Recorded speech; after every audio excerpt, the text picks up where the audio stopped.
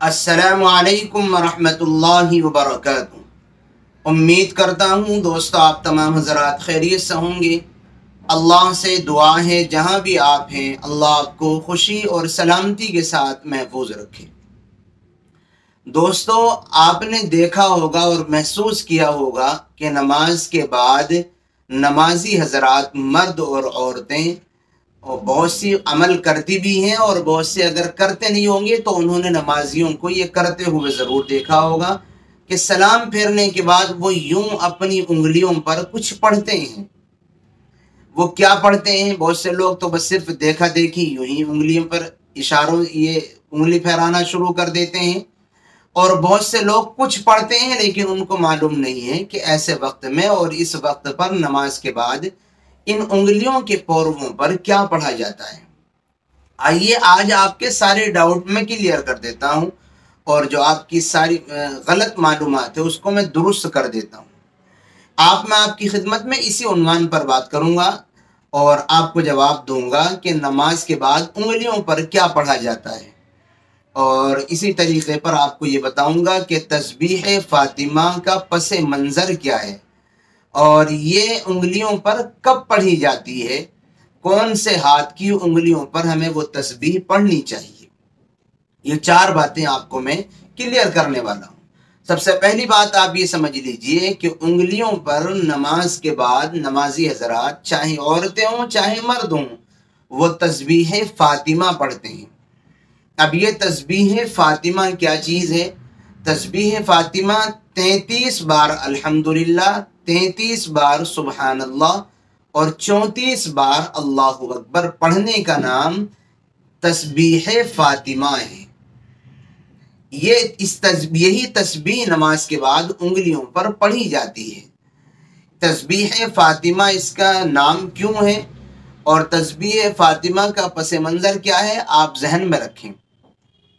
حضرت فاطمہ الزہرا رضی اللہ تعالی عنہا، جن کا نکاح پیغمبر اعظم نے حضرت علی المرتضی رضی اللہ تعالی عنہ سے کیا تھا، نکاح کے بعد گھر کے سارے کام کاج خود کرتی تھی۔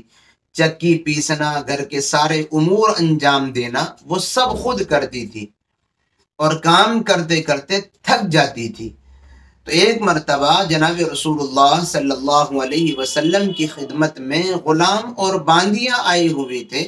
آپ ان کو مجاہدین کے درمیان تقسیم کر رہے تھے۔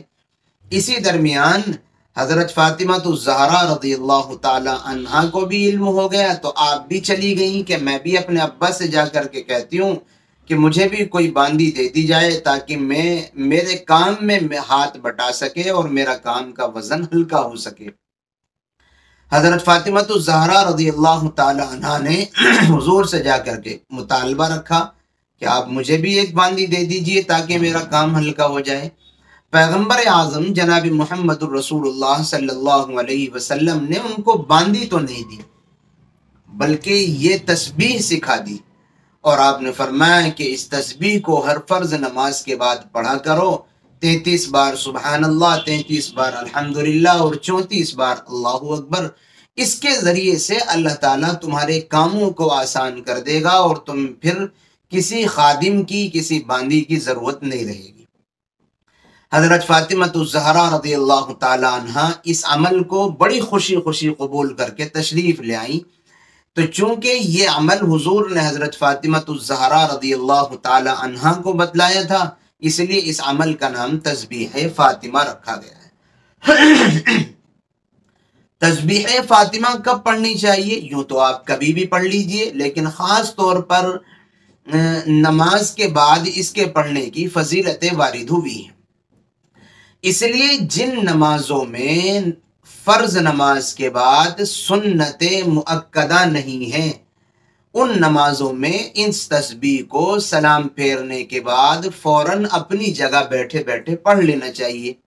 جیسے کون سی نماز میں نہیں ہے؟ عصر کی نماز میں سنت نہیں ہے، اور ایسے ہی فجر کی نماز میں سنت نہیں ہے۔ تو یہ دو نمازیں ایسی ہیں جن میں عصر اور فجر میں کوئی سنت مؤکدہ فرضوں کے بعد نہیں ہے، اس لیے ان نمازوں میں اپنی جگہ بیٹھے بیٹھے سلام پھیرنے کے بعد اس تسبیح کو پڑھ لینا چاہیے۔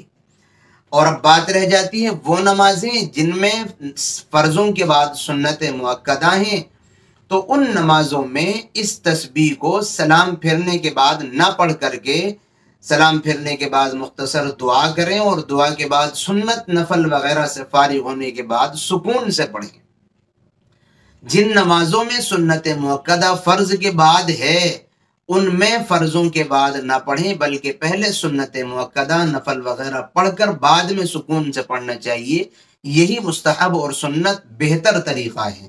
اور جن میں کوئی نماز نہیں ہے، جیسے ظہر، جیسے عصر اور فجر، عصر کے فرضوں کے بعد بھی کوئی نماز نہیں، فجر کے فرضوں کے بعد بھی کوئی نماز نہیں، اس لیے اس میں اپنی جگہ بیٹھ کر کے سلام پھیرنے کے بعد پڑھ لینے چاہیے۔ چوتھی بات یہ ہے کہ تسبیح فاطمہ کون سے ہاتھ پر پڑھنی چاہیے۔ اس سلسلے میں آپ یاد رکھیں جناب رسول اللہ صلی اللہ علیہ وسلم کی عادت شریفہ یہ تھی کہ آپ ہر نیک کام کو دائیں ہاتھ سے کیا کرتے تھے، اور اس کے علاوہ مختلف روایات اس مضمون کی وارد ہیں۔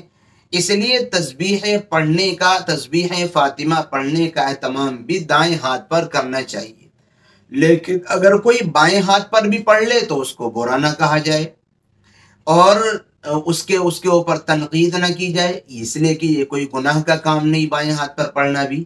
افضل اور بہتر یہ ہے کہ آپ نیک کام تسبیح فاطمہ وغیرہ اس کو آپ دائیں ہاتھ کے پوروں پر شمار کر کے گن کے پڑھیں، یہی افضل اور سنت کے قریب ہونے کی بات ہے، سنت کے زیادہ قریب بات یہ ہے۔ تو دوستوں، یہ چاروں باتیں میں نے آپ کی خدمت میں کلیئر کر دی۔ انگلیوں پر کیا پڑھا جاتا ہے، تسبیح فاطمہ کو تسبیح فاطمہ کیوں کہتے ہیں، تسبیح فاطمہ کب پڑھنی چاہیے، اور یہ بھی بتا دیا کون سے ہاتھ کی انگلیوں پر پڑھنی چاہیے۔